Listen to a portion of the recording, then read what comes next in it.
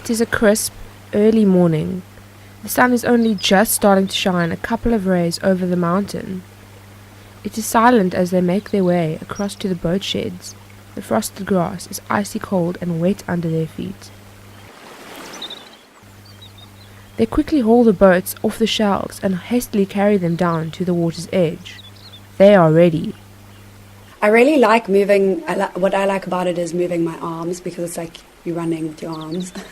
And also you can put as much in as you want. So you can paddle really hard and dig your paddles deep and push, or you can take it as chilled as you want and do a stroke every now and then. So I like that aspect of it. I think it's quite a peaceful sport, and it's nice to be. I especially like paddling by myself and just being alone. I think it's a somewhat ethereal experience. It's that kind of thing I was talking about. Paddling can feel a bit like flying, I think, when the water is really glassy.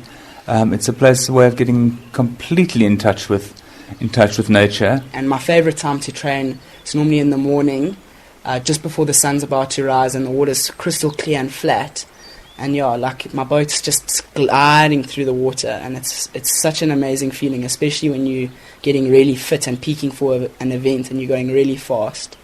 For me, it's like flying on water. Well, not so much recently, but I used to go out to Settlers a lot and race against the clock. And turns paddling into something that's pretty hard, that's hard going, and your focus is all about going faster and faster and just watching the end of the boat. And then there are those times when you go out and you're not interested at all in speed, and you're just going out to be completely engaged with nature and the environment around you.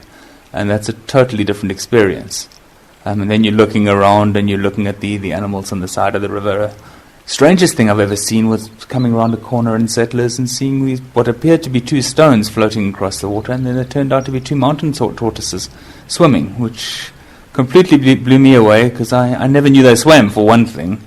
And they were big. They were far out in the middle of the dam, paddling along at tortoise speed, going very, very slowly. But they were fascinating to see.